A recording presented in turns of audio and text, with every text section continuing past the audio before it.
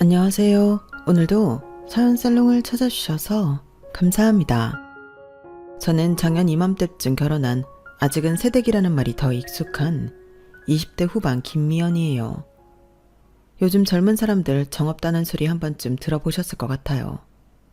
부모의 능력도 능력 중 하나라고 생각하던 예전 세대와 다르게 요즘 세대는 기브앤테이크가 분명하잖아요. 받는 만큼 주는 게 뭐가 잘못되었냐고 말씀하실 수 있지만요. 사실은 안 받고 안 하겠다는 논리가 더 크거든요. 그래서 소위 반반 결혼이라는 게 대세기도 했었고요. 부모님한테 손을 벌리는 만큼 해야 하는 의무 대신 반반씩 독립된 가정을 이끌겠다는 뭐 그런 거 아니겠어요? 갑론을박. 무엇이 옳고 그르다는 말을 하려고 이런 말을 꺼낸 건 아니고요. 요즘 세대와 다르게 전 받은 건 받고 할 도리는 다 하자는 주의라는 걸 미리 알려주고 싶었어요. 있는 집 부모라면 당연히 자식이 힘든 거 보기 싫을 테고 제대로 부모 사랑 받고 자란 자식이라면 부모에게 효도하는 게 이상한 건 아니잖아요. 다만 그게 돈이라는 허울 속에 가려 기브앤테이크라는 게 정없이 보인다고 생각했거든요. 그래서 정말 시부모님의 말도 안 되는 요구에 저 나름대로 잘 하려고 했답니다. 그 시꺼먼 속내를 알지도 못한 채 말이에요. 동갑내기 남편이랑 대학교 CC로 오랜 연애 끝. 30이 되기도 전 결혼할 수 있었던 건 사실 시댁의 지원이 컸어요. 여유있던 시부모님께서 서울 동작구 흑석동에 가지고 계시던 32평 아파트를 신혼집으로 주셨거든요. 다들 서울에 내 집 마련하는 게 꿈이라는데 넌 우리 집 며느리 된다는 것 하나만으로 이미 꿈을 잃었구나. 민석이 제대하고 복학하느라 그동안 모은 돈 없으니 바가지 긁지 말고 알콩달콩 잘 살라고 주는 거야. 지금 당장은 명의를 돌려주진 못하겠지만 너 하는 거 봐서 네 앞으로 해줄 생각이야. 그러니까 잘 살아. 알았어? 중견기업을 운영하셨던 시댁은 동네에서 작은 편의점을 운영하시던 저희 친정에 비해 여유가 있었죠. 덕분에 저희 명의는 아니었지만 전세자금이나 월세 걱정 없이 시작할 수 있었어요. 야, 신데렐라가 따로 없네. 이럴 줄 알았으면 민석이랑 내가 사귀는 건데 그랬어. 어리숙한 외모 뒤에 이런 재력을 가진 시댁이 있을 줄 누가 알았겠냐고. 내 말이 솔직히 강남에 집 한 채 해준다고 하면 왠지 현실감이 없는데 흑석동이라니깐 좀 부럽긴 하다. 나도 민석이 좀 넘보는 건데 그랬어. 야, 장난들 그만 쳐. 그러다 미연이 삐진다. 그나저나 이 집 장만하려면 너랑 민석이 월급 몇 년치를 모아야 하는 거야? 나중에 네 명의로 해주신다며? 만변하기 전에 시부모님이 죽으라면 죽는 신용이라도 해. 그걸로 아파트 한 채면 야, 할만하다 할만해. 그러게. 야, 너 오늘부터 연기학원 등록해라. 또 누가 알아? 애 낳고 차 한 대도 떡하니 뽑아주실지? 집들이 때 친한 동기들이 집에 와서는 다들 한마디씩 했죠. 그때만 하더라도 저 역시 나름 결혼을 잘했다고 생각했어요. 친구 말 따라 서울에 내 집 마련하려면 월급 안 쓰고 23년을 모아야 한다잖아요. 물론 아직 제 명의는 아니었지만 적어도 손해볼 건 없다고 생각했네요. 그런데 제 욕심이 과했던 걸까요? 결혼하고 한 달쯤 되었을 때부터 무언가 조금씩 과분한 관심을 받는 게 아닌지 생각이 들기 시작했죠. 그날은 친정 부모님이 신혼집을 구경 오시기로 한 날이었어요. 물론 그 전에도 여러 번 오갔었지만 결혼식도 끝나고 남편 회사 일도 바쁜 프로젝트가 마무리되어서 겸사겸사 제대로 집들이를 할 생각이었거든요. 아침부터 분주하게 집안 곳곳을 청소하고 친정 부모님께 대접할 음식도 준비하며 바쁘게 시간을 보내고 있었어요. 머릿속에 정해진 매뉴얼대로 정신없이 움직이고 있을 때 전화 벨소리가 요란하게 울렸어요.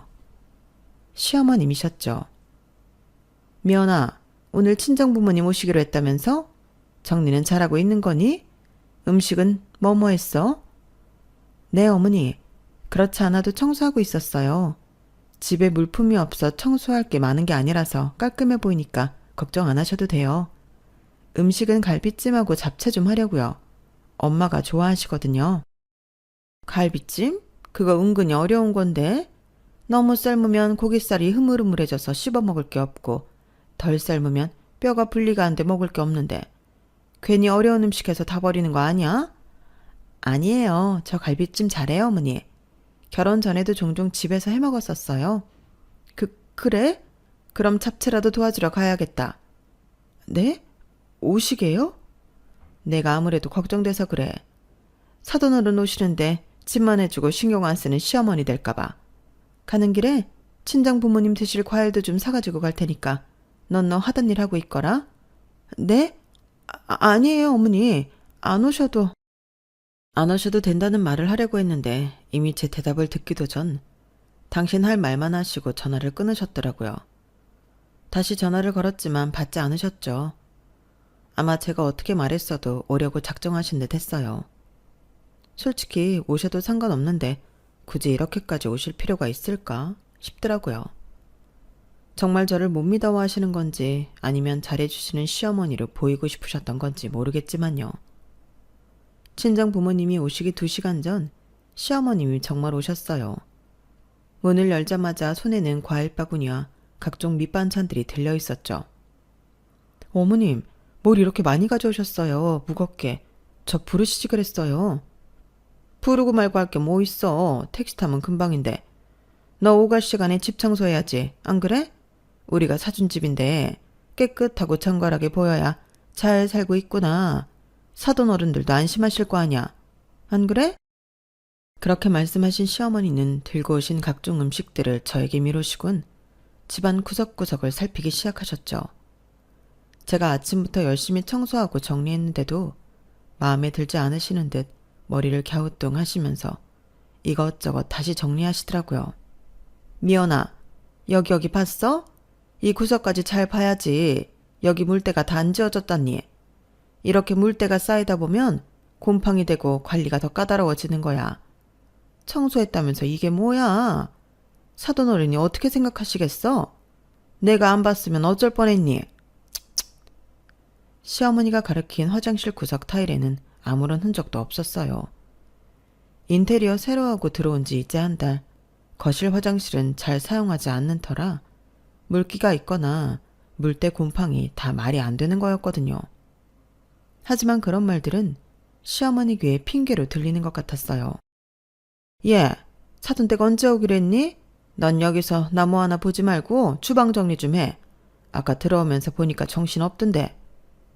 시어머님은 깨끗한 화장실이 지저분하다며 물 청소하시고 물걸레로 싹 한번 닦는 것까지 다시 하시더니 주방으로 들어오셨어요.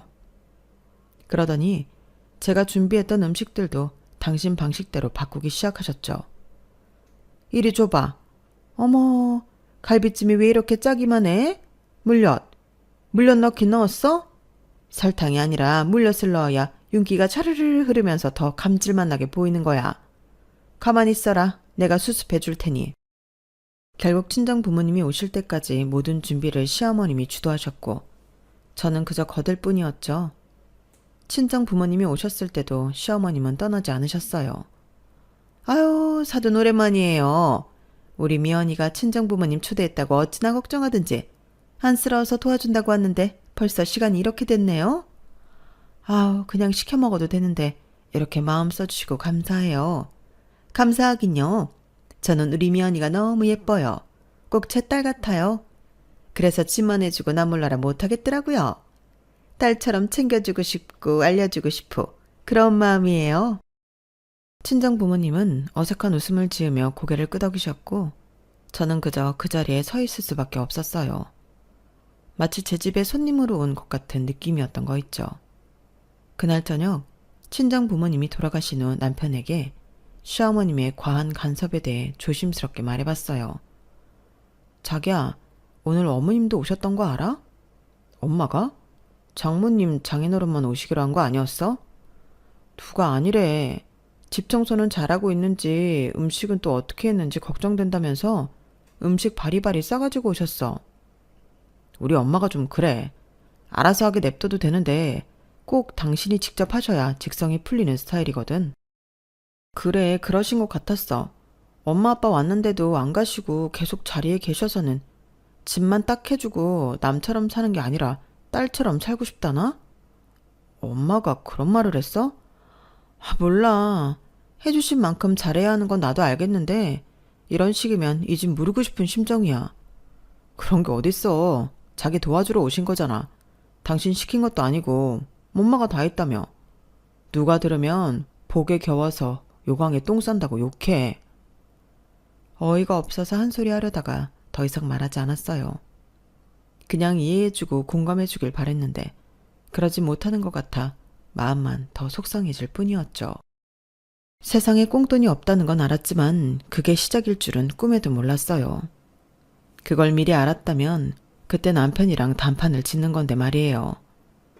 결혼 3개월 차에 접어들면서 친정 부모님 방문 사건 이후로도 시어머님의 간섭은 잊혀질만 하면 한 번씩 생기곤 했어요. 말로는 딸처럼 생각해서 그런다, 집만 해주고 나 몰라라 하는 정없는 시어른이 되는 건 싫어서 그런다 하시는데 정말 그렇게 보이는지 한번 들어봐 주세요. 결혼 100일을 맞아 남편과 함께 특별한 저녁 식사를 계획하고 있었어요. 연애할 때 대학생이었고 남편은 군대 다녀와 사회에 저보다 늦게 시작하면서 형편이 넉넉했던 적이 없었거든요. 그러다 보니 각종 기념일은 항상 마음만 주고받기 일쑤였죠. 그렇게 시간이 지나 결혼하니 둘 다 직장인이고 부모님이 마련해준 아파트에서 신혼생활을 시작하다 보니 여유라는 게 생기기 시작했던 거예요. 근사한 곳에서 맛있는 걸 먹는 것도 좋겠지만 둘 다 집순이 집돌이기에 신혼집에서 제대로 분위기 내보자고 며칠 전부터 계획을 세우고 바빴어요. 남편이 좋아하는 스테이크 재료도 사고 둘 다 술을 즐겨 마시는 건 아니지만 가볍게 마실 수 있다는 와인도 추천받아 준비해뒀죠. 이날만큼은 정말 로맨틱하게 보내고 싶었거든요. 앞으로 가족 계획도 세우며 이제는 진짜 둘이 한 가족이 되었다는 의미를 깊게 되새겨보고 싶었던 거예요. 반차를 내고 일찍 집에 도착한 전 남편 퇴근 시간에 맞춰 스테이크를 굽기 위해 준비하고 있었어요. 그런데 갑자기 초인종이 울렸죠. 내심 남편도 저 몰래 미리 준비하려고 일찍 왔구나 싶은 마음에 기분 좋게 문을 열었는데 시어머니가 시아버님이 서 계셨어요. 어머, 어머님 아버님 어쩐 일이세요? 오늘 오신다고 연락 못 받았는데요. 짜잔! 우리 미연이 가족이 된 지 딱 100일이더라. 축하해주러 왔어. 이런 건 서프라이즈로 해줘야지 안 그래? 시어머님은 손에 든 케이크와 음식이 든 봉지를 들고 계셨어요. 아직 민석이 안 왔지? 어디 근사하게 나가서 외식이라도 하면 좋으련만 그놈이 집을 워낙 좋아해서 집에서 먹자고 했지? 전화해서 물어보니까 그런다고 하잖아. 그래서 내가 너 서운할까봐 일부러 호텔에 들려 맛있는 케이크도 사왔어. 시어머님은 그렇게 말씀하시면서 자연스럽게 외투를 벗어 소파에 걸쳐두셨어요. 그리곤 말씀을 이어가셨죠. 이건 무슨 냄새야? 스테이크? 너 고기는 구울 줄 아니? 쉬워 보여도 불 조절 잘못하면 육즙 다 날아가고 질겨서 씹기만 힘들어지는데? 어디 봐봐. 내가 잘 구웠나 한번 봐줄게. 주방을 둘러보시던 시어머니는 무슨 검사라도 하듯 제가 만든 스테이크와 와인을 발견하시곤 평가를 하시더라고요. 저는 조금씩 기분이 언짢아지기 시작했죠. 100번 양보해 좋은 취지로 축하해주러 왔다고 생각하더라도 애써 준비한 음식들을 평가절하하는 건 예의에 어긋난다고 생각했거든요. 안 봐주셔도 괜찮아요. 어차피 민석 씨는 완전히 다 익은 고기 좋아해서요. 즐겨서 씹히는 맛이 있어야 비싼 고기 먹는 것 같다고 말하거든요. 그런 게 어딨니? 네가 고기를 잘 못 구우니까 우리 민석이가 너한테 맞춰주느라 그랬나 보다. 민석이 부드러운 고기 좋아해. 육즙 차르르 흐르는 거 싫어하는 사람이 어딨다고.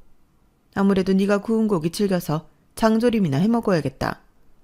그건 냉장고에 넣고 내가 가져온 음식으로 저녁 먹자꾸나. 그러더니 제가 준비한 고기를 찬통에 넣고 냉장고로 치우셨죠. 그리곤 가져오신 음식들로 식탁을 채우기 시작하셨어요. 불고기, 잡채, 전 등 푸짐한 한식이었네요. 그렇게 결혼한 지 반년도 안 돼서 저는 점점 우리 집이라는 감각을 잃어가는 것 같았어요. 신혼집이 아니라 시댁의 별장 같은 느낌이었거든요. 언제고 예고도 없이 문이 열렸고 시어머니는 마치 오랜만에 방문해 묵은 때를 씻어내려고 하시는 듯 올 때마다 주방 정리를 하셨고, 시아버님은 TV 리모컨을 자연스럽게 차지하셨죠. 그게 매주였어요. 한 주 건너는 법도 없었고 휴일이면 더 자주였고요. 이건 음식물 쓰레기고 이건 일반. 아휴, 아직도 구분 못하니? 요즘은 분리수거 잘해야 아파트 점수도 좋게 나온다니까. 미연아, 엄마는 오이소박이 이렇게 안 했어. 이건 너무 오래 두면 곰팡이 펴. 그냥 사 먹어. 주방이 제 공간이 아니라 조리 실습실처럼 느껴졌고, 시어머니는 늘 내가 널 위해 이 정도는 해줄 수 있다는 식의 시범을 보였어요. 마치 고마워해야 할 간섭처럼요. 심지어 시댁 친척들이 서울에 올라온 날엔 당신이 사준 우리 며느리 집이라며 단체로 몰려오시기도 했고요. 식탁이 다 차지 않자 거실 바닥에 앉아 전 부쳐 먹던 모습에 속으로 여긴 정말 제 집이 아니구나 싶었죠. 친척들이 올 수 있지 뭐 그렇게 불편해해. 1년에 몇 번 있는 거 아니잖아. 남편은 저의 속상함을 늘 감정 과잉처럼 받아들였고, 시부모님 말이면 무조건 고마워해야 한다는 마인드였어요. 저희가 평생 돈을 모아도 로또가 되지 않는 이상 서울에 집 한 채 사는 건 어렵다는 게 이유라면 이유였죠. 그러다 한 번은 정말 심장이 내려앉을 뻔했어요. 야근하고 지친 몸으로 들어오는데 집 현관에 낯선 신발 2켤레가 가지런히 놓여 있더라고요. 불 꺼진 거실에는 시어머니와 아버님이 앉아 TV를 보고 있었고, 주방에는 시누이 둘이 라면을 끓이고 있었어요. 너 야근한다며? 그래서 늦게 들어와 잠만 잘 줄 알고 내가 좀 불렀어. 갑자기 올라왔는데 마땅한 곳이 없잖아. 민석이한테도 연락했는데 괜찮다더라? 저한테도 연락 주셨어야죠. 모르는 신발이 있어서 도둑이라도 들어온 줄 알고 놀랐잖아요. 놀라긴 뭘 놀라니? 민석이한테 말했으면 너한테 말한 거나 다름없는 거지. 유나는? 그날 밤 저희 신혼집이 자기 집인 듯 얇은 파자마 바람으로 거실을 오가는 시누이들을 보며 현실을 깨달았네요. 이 집은 내 집이 아니다. 시댁이 내준 집이 아니라 시댁이 쥐고 있는 목줄이었고, 저는 기꺼이 끌려다니는 입장이었으니까요. 시누이가 돌아간 후 남편에게 말했어요. 나 이 집 돌려드리고 싶어. 전세든 월세든. 내 명이 아니어도 괜찮으니까 제발 숨 좀 쉬고 살자. 남편은 한참 말이 없었어요. 그러다 작게 한숨을 쉬며 말하더군요. 명의 우리 이름으로 돌려줄 때까지도 못 참아? 평생 가지고 계신다는 것도 아니고 곧 해주신다는데 집이 몇 억인지는 알고 하는 소리야? 알아. 그래. 근데 나 지금은 그 집에 내 이름 없다는 것보다 내 삶이 없다는 게 더 괴로워.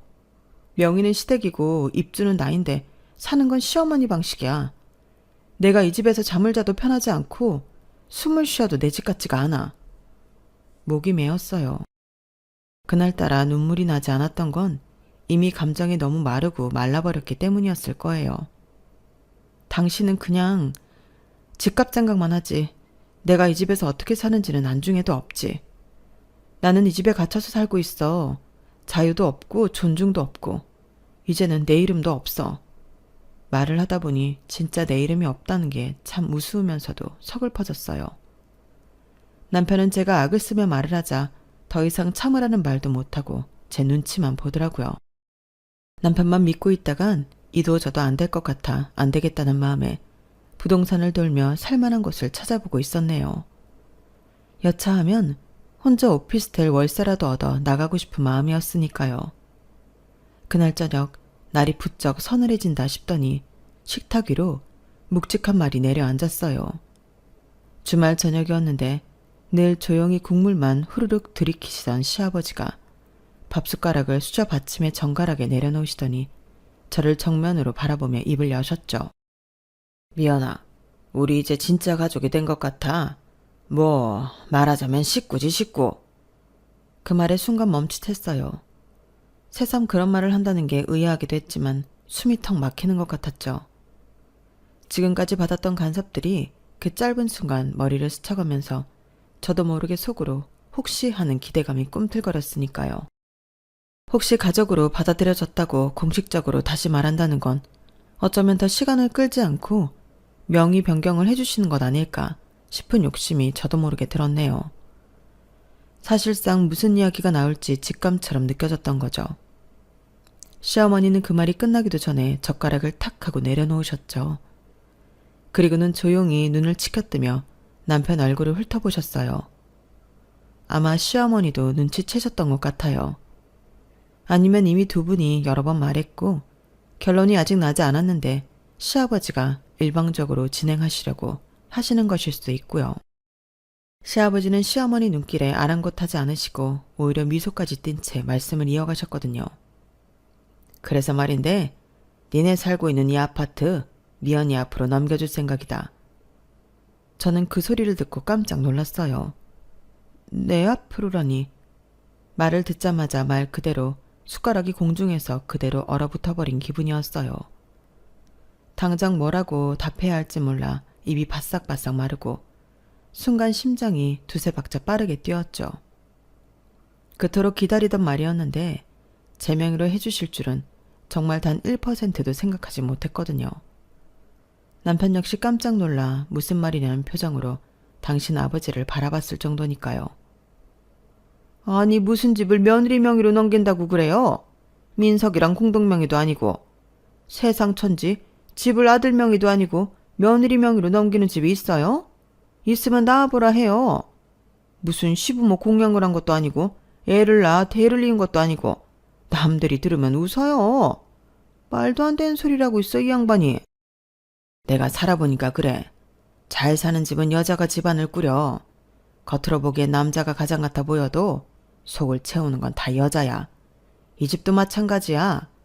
미연이가 얼마나 정성껏 살림하는지 다 알고 있어. 그런 며느리한테 집 하나 제대로 못 넘겨줘? 오히려 미연이에게 줘야 더 잘하지. 안 그러냐 미연아? 저는 말없이 앉아 있었지만 가슴 한편에서는 알 수 없는 혼란이 꿈틀댔어요. 갑작스런 제안이 고마우면서도 어딘가 낯설고 불안했거든요. 좋은 일이긴 한데 왜 이렇게 무게가 느껴질까? 이게 진짜 선물인 걸까 싶었던 거예요. 그동안 집을 빌미로 내 집처럼 드나드셨던 시부모님이었으니 어쩌면 부단해야 했던 게 당연했을지도 모르지만요. 시어머니는 말을 이으며 고개를 내저었어요. 그래봤자 며느리는 며느리예요. 이혼하면 남이고 나중에 뭐 하나라도 뒤통수 치면 그땐 무슨 수로 되돌릴 건데요? 지금 그 말 우리 며느리 앞에서 할 말인가? 시아버지가 조금은 단단한 어조로 되받았죠. 이 집 원래 4명이었다가 민석이 군 제대할 때 주려고 했었잖아. 그러다 시기를 놓쳐서 결혼했으니 이제 명의를 돌려준다는 건데 뭐 그렇게 말이 많아? 나 한다면 하는 성격인 거 알지? 그런 줄 알고 잠자코 있어. 어디 시끄럽게 여자가 남자한테 감나라 배나라야. 그것도 자식들 앞에서. 저는 그날 저녁 늦게까지 따뜻한 말들과 따가운 시선 사이에서 이게 진짜 축복인지 시험인지 분간하지 못한 채 계속 수저질만 반복했어요. 그날 밤 시부모님이 돌아가시자마자 저는 잠시 멍하니 거실에 앉아 천장을 바라봤어요. 온몸이 허공에 붕 떠있는 듯 감정이 잡히지 않았죠. 심장은 아직도 요동치는데 기쁨인지 불안인지 알 수 없는 감각이었어요. 진짜 주신다고? 단독 명의로? 흑석동 집을? 그 현실을 누군가에게 말해야 할 것 같았어요. 그래서 손에 핸드폰을 쥐고 가장 먼저 단톡방을 열었죠. 대학교 시절부터 함께해온 6명. 지금도 퇴근길이나 주말마다 수다 떠는 친한 친구들이 있는 방이었어요. 그리고 숨도 안 쉬고 손가락부터 달렸네요. 야야야, 나 지금 무슨 말을 들은 줄 알아? 시아버지가 흑석동 집 4명의로 준대. 단독 명의.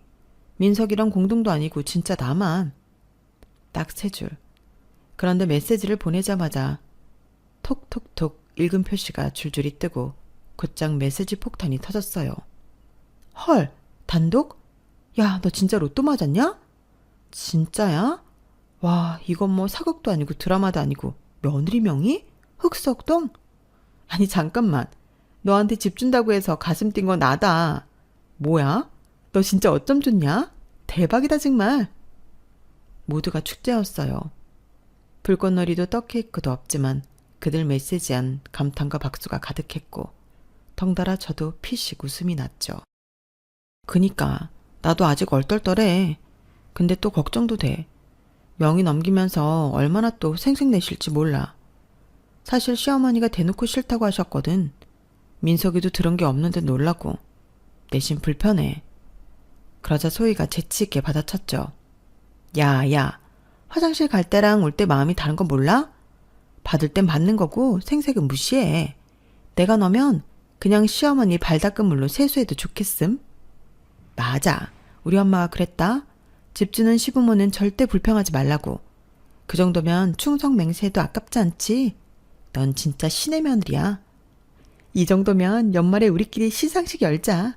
올해의 신데렐라상. 너 뭘 표임? 너무도 들뜬 반응들이 쏟아졌지만 그 속에서 유일하게 반응이 없던 한 사람 바로 나연이었죠. 한참 말이 없던 그녀가 대화가 잠잠해질 무렵 조심스럽게 말을 꺼냈어요. 근데 나만 이상하게 느껴? 왜 갑자기 네 명의로 준다고 하는 걸까? 그 집 진짜 그냥 주는 게 맞는 거야? 순간 톡방은 고요해졌고 공기가 싸늘하게 식었어요. 방금 전까지 들떠있던 축제 분위기는 이 순간 깨졌고 정적 뒤에 곧장 해나가 반격하듯 톡을 날렸죠. 뭐야? 나연아, 그 말 좀 그렇다. 괜히 물 붓는 소리 하지 마. 다들 축하해주고 있는데 꼭 그렇게 말해야 돼? 헐, 또 시작이다. 그러니까 이혼한 거지. 뭐든 의심하고 뒤통수 맞을까봐 겁만 내니까. 그럴 거면 단톡하지 마. 분위기가 급속도로 험악해졌어요. 누군가는 조용히 나연을 감싸려 했고 또 누군가는 눈치 없이 왜 저러냐며 면박을 줬죠. 결국 누군가가 말없이 나연을 뺀 새 단톡방을 만들었죠. 야, 신경 쓰지 마. 걔 성격 원래 저래. 못 가진 사람 마음 모르는 거지. 넌 진짜 잘된 거야. 부러우면 지는 거잖아. 이런 말들이 오고 갔지만 저는 그 축하의 말들보다 단 한 줄이 자꾸 머릿속을 맴돌았어요. 진짜 그냥 주는 게 맞는 거야. 의심은 불쾌했지만 아주 없던 생각은 아니었거든요. 갑자기 명의를 넘긴다는 건 당연히 기쁜 일이지만 왜 지금? 왜 나한테? 왜 단독으로? 라는 질문이 뒤따라오는 건 어쩌면 너무나도 당연한 반응일지도 몰랐어요. 그날 밤 저는 휴대폰을 내려놓고도 쉽게 잠들 수 없었어요. 진짜 이건 선물일까 싶었던 거예요. 그날 아침 괜히 바람이 서늘하다는 생각이 들었어요. 머릿속에는 나연이 했던 말이 계속 떠나지 않았고 설마 하는 희망과 에이 아닐 거야 하는 자기 합리화가 뒤엉켜 갑자기 저는 아무 일 없는 척 점심시간에 맞춰 가볍게 핸드백 하나만 들고 회사를 나섰죠. 구청에 도착했을 때 문턱 앞에서 잠깐 멈칫했어요. 내가 바보일 수도 있다는 생각과 안 가면 뭔가 더 큰 걸 놓칠 수 있을지도 모른다는 불안이 교차했거든요. 민원실로 들어서서 창구 앞에 섰어요. 조금 떨리는 목소리로 말을 꺼냈죠. 저 주소는 흑석동 땡땡번지요. 명의 변경을 하려는데 필요한 서류가 뭔지. 직원은 능숙하게 키보드를 두드리더니 모니터를 한참 들여다봤어요. 그러다 고개를 들고 말하더군요. 아, 이건 얼마 전에 명의 변경이 한 번 됐는데요. 그 말에 어깨가 움찔했어요. 입술이 바짝 말라붙는 느낌이 들었고 저도 모르게 놀란 목소리로 대꾸했죠. 네? 명의가 변경되었다고요? 그것도 얼마 전에요? 네, 오늘이 꼭 3달째 되네요. 직원은 피곤한 기색을 숨기지 않고 무심히 대답하더군요. 그 말을 듣는 순간 머릿속 어딘가에서 찰컥하고 뭔가 맞물리는 소리가 들렸어요. 이상했거든요. 시아버님은 분명 명의를 넘겨준다고 말씀하셨는데 이미 넘겼다는 말은 단 한 번도 안 하셨거든요. 그럼 대체 누가? 손끝이 차가워지는 걸 느꼈어요. 직원에게 등기부등본을 뽑아달라고 말하고 종이를 받아들자마자 소유자 이름부터 확인했죠. 김대현. 대체 누군지 알 수 없었어요. 남편 이름도 시아버지나 시어머니 이름도 아니었으니까요. 다만 시아버지와 남편 성이 같아서 친척 중 누군가? 라고 어렴풋 상상의 나래를 펼칠 뿐이었죠. 그러다 문득 첨첩장에 찍혔던 시아버님 이름이 떠올랐어요. 김대석. 또렷하게 떠오른 시아버님 이름과 아파트 명의자 이름이 오버랩되며 불안한 의심은 확신으로 바뀌었죠. 왜 아무 말 안 했지? 아버님 것도 아니었잖아. 그럼 대체 김대현은 누구? 아무리 친척이라도 남의 진명인데 이걸 내 이름으로 돌릴 수 있다고? 대체 어떻게? 그때 감이 탁 왔어요. 말뿐이었구나 싶었던 거예요. 서류도 도장도 없었으니까요. 저는 그냥 말 한마디에 들뜨고 믿고 감내해 온 거였던 거죠. 그래도 시부모니까 가족이니까 명의를 내게 주겠다고 한 그 말을 짧은 순간이라도 믿었던 제가 바보 같았어요. 결국 종이 한 장으로 분명해졌던 거예요. 그 집은 제게 아니란 건 말이에요. 남편도 혹시 알고 있는 걸까? 그 말도 안 되는 명의 이전 약속이 사실은 공중에 흩뿌린 연기였다는 걸. 저는 궁금증이 꼬리에 꼬리를 물고 늘어지는 상황이었죠. 등기부등본을 뗐을 때 모든 게 다 거짓이었단 걸 알았을 때도 전 끝까지 망설였어요. 혹시 남편은 진심이었다면, 정말 아무것도 몰랐다면, 나 혼자 오해하고 혼자 성급한 판단을 내린 건 아닐까 하는 그 찜찜함이 한참을 붙잡고 놓아주질 않았죠. 그러다 보니 어영부영 일주일이라는 시간이 지났더라고요. 그리고 그 주 주말 어김없이 시부모님은 저희 집에 방문하셨어요. 그리곤 예상치 못한 말씀을 꺼내셨죠. 다음 주에 명의 이전하러 가자. 인감이랑 신분증 준비해둬라. 순간 남편이 지은 표정을 보고 모든 게 분명해지는 걸 느꼈어요. 만약 계획된 일이고 이 모든 걸 알고 있었다면 절대 놀랄 수 없는 표정. 진심으로 부모님에게 상속받는 표정으로 놀라고 들뜨며 감격하는 그런 표정이 나왔거든요. 속으로 이런 생각까지 했어요. 만약 이 표정이 연기라면 정말 연기상을 줘도 부족하지 않다고요. 그 정도로 거짓말을 모르던 사람에게서 나온 눈빛으로 모든 게 선명해진 거죠. 이제는 제가 말할 차례였죠. 잠시 망설이려는 찰나 남편이 시아버님께 고맙다는 말을 먼저 하고 저를 돌아봤어요. 마치 자기가 제 몫의 상을 대신 받은 것처럼 흐뭇하게 웃었죠. 진짜 우리 집 되는 거네? 자기야, 아버지가 이 정도까지 하시는데 고맙다는 말은 해야지. 뭐해? 어서 인사드려. 그 순간 저는 숨이 멎는 줄 알았어요. 지금 감사를 해야 할 사람은 누구고 무엇을 위해 고마워해야 하는 걸까? 제 이름을 울린다는 미끼를 던져놓고 그 실체도 모른 채 마냥 좋아하는 남편까지. 그 모든 상황이 너무 어지럽게 느껴졌죠. 저는 잠시 눈을 감았다가 조용히 입을 열었어요. 어떤 부모가 자기 자식을 이렇게 위험한 일에 끌어들여요? 순간 공간 전체가 조용해지더군요. 남편은 당황한 얼굴로 나를 쳐다봤고 시어머니는 머리를 갸웃하며 반문했어요. 그게 무슨 말이니 미연아? 우리가 너 주겠다는데 그게 뭐가 위험하다는 거니?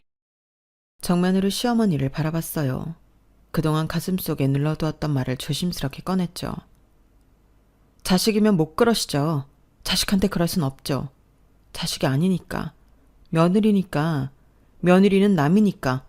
저를 그냥 이용하시는 거잖아요. 시어머니의 표정이 그 짧은 순간 확 변했어요. 뭐라고? 지금 그 말 진심이니? 남편은 마치 며느리와 부모 사이에서 불편한 교차로에 서 있는 사람처럼 불안해하며 얼굴을 돌렸죠. 자기야, 왜 그래? 그런 말이 어딨어? 부모님은 당신 생각해서 내 명의도 아니고 우리 공동 명의도 아니고 당신 단독 명의로 해준다는데 그렇게 말하면 어떡해? 어떡하긴 뭘 어떡해? 다 된 밥에 채 뿌리면 그 밥 먹을 수 있는 줄 알아? 평양감사도 저 싫다면 그만이다. 어디서 고마운 줄도 모르고 비싼 집, 아들도 아니고 며느리에게 준다는데도 내가 이런 소리를 들어야 하니? 그렇게 말하면 어떡하냐고? 고마움이요? 자기야, 한번 생각해봤어? 이 집이 20억짜리 이 집이 왜 당신 앞으로 안 오는지 한 번이라도 생각해본 적 있어? 남편은 대체 제가 왜 그러는지 의아하다는 듯 당혹스러운 표정을 지었고 시어머니는 분노로 손을 떨며 말씀하셨죠. 너 그게 무슨 말이야? 우리가 무슨 꿍꿍이라도 있어서 너한테 준다는 말이야? 고맙다고 우리 집 귀신이 되어도 시원찮을 판에 물을 끼얹는 게 아니라 똥물을 쏟아 붓는구나 부어. 그때 시아버지가 묵직한 한숨을 내쉬며 말했어요. 그래, 싫으면 안 해도 된다. 억지로 줄 생각 없다. 시부모님은 제가 진실을 알 거라는 걸 모르시니 베팅하시는 것 같았어요. 옆에서 남편이 그건 아니라고 중재하며 시부모님 마음이 변하기 전에 빨리 잘못했다고 빌라고 분위기를 조성하고 있었으니까요. 저 역시 물러서지 않고 이 집 필요 없다는 듯 준비했던 말을 쉴 새 없이 쏟아붓기 시작했습니다. 이건 지난주에 구청 가서 떼어본 등기부 등본이에요. 이 집 지금 명의자 김대현 씨잖아요.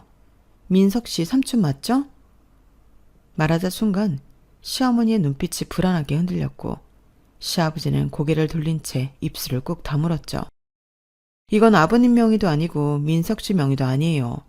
어머님 명의는 더더욱 아니고요. 그런데 아버님은 이 집을 제 앞으로 넘긴다고 하셨어요. 그게 말이 돼요? 부모님 명의도 아닌 집을 선심쓰듯 저에게 주시면 제가 고맙다고 덥석 받을 줄 아셨어요? 남편은 제 쪽으로 몸을 기울이며 작게 물었죠. 그게 무슨 말이야 자기야? 그 사람 누구 명의로 돼 있다고? 삼촌, 당신 삼촌. 그리고 더 중요한 건 이게 단순한 명의 이전이 아니라는 거야. 이상해서 부동산 카페에 익명으로 올렸었죠. 시댁이 제 앞으로 명의를 넘긴다고 하는데 등기부에는 가족도 아닌 다른 친척 이름이 적혀 있다고요. 그리고 거기서 어떤 분이 답글을 달아주셨어요. 법무사라고 하시면서요. 이건 전형적인 채무자의 재산 은닉 방식이래요. 부채 때문에 본인 명의에 있던 자산을 친척이나 제3자에게 돌려놓고 나중에 신뢰할 수 있는 또 다른 사람 명의로 옮기려는 행위. 말하자면 법적 추적을 피하기 위한 가짜 이전이라는 거죠. 거실은 한순간 숨소리도 들리지 않을 만큼 고요해졌죠. 그리고 그 행위는 법적으로 사회행위라고 하더군요. 채권자에게 손해를 끼치기 위해 재산을 숨기는 방식. 법원에선 취소 소송으로 그 명의 이전을 무효화할 수 있고요. 남편은 이제야 사태의 심각성을 인식한 듯 부모님을 바라보며 떨리는 목소리로 물었어요. 진짜예요? 어머니, 아버지, 이 집 지금 그런 식으로 넘긴 거예요? 이게 사실이야? 자기야, 맞아? 확실한 거 맞냐고. 시아버지는 잠시 말없이 앉아있다가 한참 후에 입을 여셨죠. 그 말은 예상보다 더 조용했지만 그만큼 무겁게 느껴지더군요. 사업이 힘들었다. 코로나 때부터 줄줄이 거래처가 무너졌고 은행에서 돌아온 어음도 있고 내가 어떻게든 회사를 살리고 싶었다. 민석이 군대 간 동안 모은 것도 다 썼고 이 집이라도 지켜야 했어. 그때 대현이 명의로 바꿨던 거야. 뭐 일시적인 거였지. 거짓말 마세요. 삼촌 명의로 바뀌신 거 몇 개월 안 된 것까지 다 알아요. 사료 떼어보면 다 나오는데 그래도 거짓말 하시게요? 제가 모르고 도장 찍었으면 어땠을 것 같으세요? 법적으로 공범이래요, 공범. 제가 협조한 걸로 간주돼서 저까지 처벌받을 수 있는 상황이었다고요. 아셨어요? 시어머니는 당황한 표정으로 손을 내저으며 말했죠. 네가 그걸 어떻게 알아봤니? 아니, 그냥 그건 도와주는 거지. 공범이랄 건 없지 않니? 가족끼리 서로 돕고 사는 거지. 얘는 누가 들으면 우리가 버벅이고 사는 나쁜 사람인 줄 알겠네. 엄마. 남편은 그 말을 듣고는 마치 모든 걸 내려놓은 사람처럼 의자에 등을 기댔더군요. 진짜 저한테는 왜 아무 말도 안 했어요? 어떻게 이럴 수가 있어요? 차라리 저한테 그러시지. 왜 미연이를 이렇게 끌어들이는 게 말이 돼요? 시아버지는 처음으로 미안하다는 말 비슷한 걸 내뱉었지만 그건 어디까지나 자신을 위한 면죄부처럼 들리더군요. 미연아, 널 그런 식으로 생각한 건 아니야. 그냥 너한테는 믿음이 갔고 또 그렇게 해주면 너도 기뻐할 줄 알았고 뭐랄까, 그게 가족 아니냐? 가족이라면서요. 근데 왜 이런 일을 제게 시키세요? 가족이면요, 숨기는데 이용하지 않죠. 감추는데 빌려 쓰지 않죠. 그 순간 남편은 조용히 제 손을 잡았어요. 그리고 천천히 고개를 끄덕이며 말했죠. 이 집 이제 그만 나가자. 그날 밤 남편이 그렇게 말했을 때 사실 저는 조금 놀랐어요. 그 사람은 평생 부모님 뜻을 따라 사는 게 당연한 줄로만 알고 자란 사람이었거든요. 부모님 말씀 거역하면 큰일 난다는 말이 남편한테는 진짜 인생의 좌표처럼 박혀 있었죠. 그런데 그 사람이 제 손을 먼저 잡았고 그 손 안에 망설임도 미련도 없었어요. 마치 이제야 진짜 내 사람이 되어주겠다는 눈빛이었달까요? 남편과 전 근처 호텔로 들어갔고 남편이 먼저 조용히 입을 열었어요. 어릴 때부터 계속 들었어. 이 집은 언젠가 니네 거다. 너도 잘하면 다 준다. 그런 말들을 수도 없이 들었거든. 처음엔 좋았지. 근데 나중엔 그게 뭔가 조건 같더라. 받기 위해선 더 착해야 하고 고분고분해야 하고 부모 눈치 보면서 내가 어떤 사람인 척 살아야 했어. 그 얘기를 듣는데 마음 한쪽이 뻐근해졌어요.